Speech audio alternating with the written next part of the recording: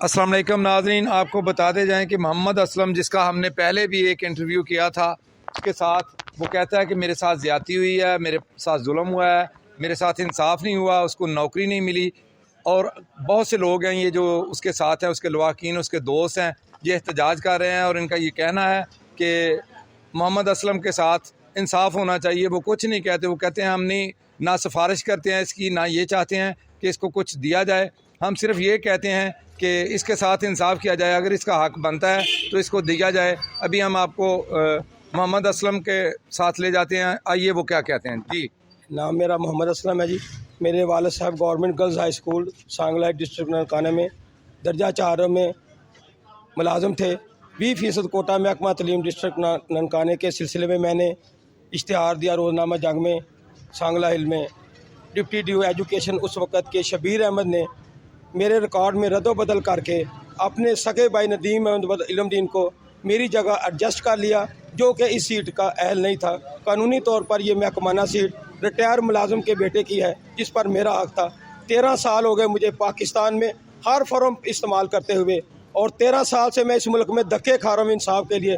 खुदारा मेरी अपील है chief justice of Pakistan, president of Pakistan, वज़ीर-ए-आज़म पाकिस्तान, वज़ीर आला पंजाब, गवर्नर पंजाब, सूबाई वज़ीर तलीम पंजाब से कि 20% कोटे में इस जो मुबीना तौर पर बेज़ाब्तगी डिस्ट्रिक्ट ननकाने में हुई है और मेरा रिकॉर्ड भी गायब कर दिया गया है, इस सिलसिले में मुझे बहाल भी किया जाए और जिन्होंने ये काम किया उनके ख़िलाफ़ कार्रवाई भी की जाए।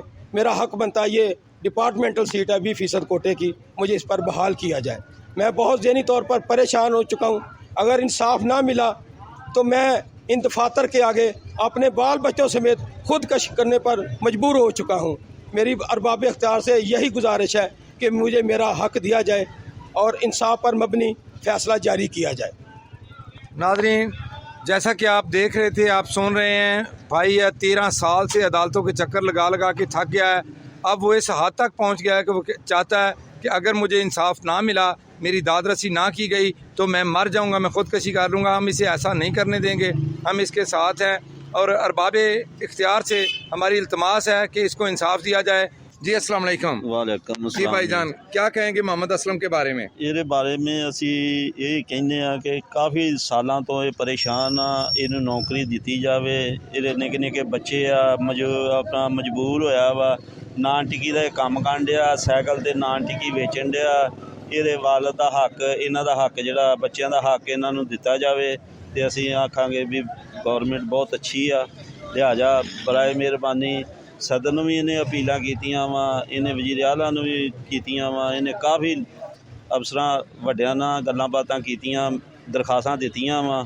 ਲਿਹਾਜ਼ਾ ਮਿਹਰਬਾਨੀ ਕੀਤੀ ਜਾਏ, ਇਹਦੇ ਬਾਰੇ ਕੋਈ ਨਾ ਕੋਈ ਸੋਚਿਆ ਜਾਵੇ। ਇਹਦੇ ਬੱਚਿਆਂ ਦੀ ਰੋਜ਼ੀ ਦਾ ਮਸਲਾ ਇਨਸਾਫ ਦਿਆ ਜਾਏ, ਇਹਦੇ ਬੱਚਿਆਂ ਦੀ ਰੋਜ਼ੀ ਗਾਂ ਚੱਲ ਜਾਵੇ।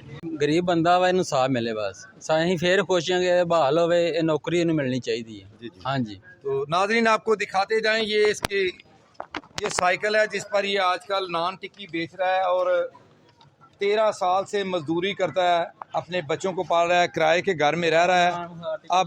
आपको बताते जाएं कि इसका कोई इसके अलावा कारोबार नहीं है, मिसफिट हो चुका है मेंटली तौर पर और ये चाहता है कि मेरे साथ इंसाफ हो।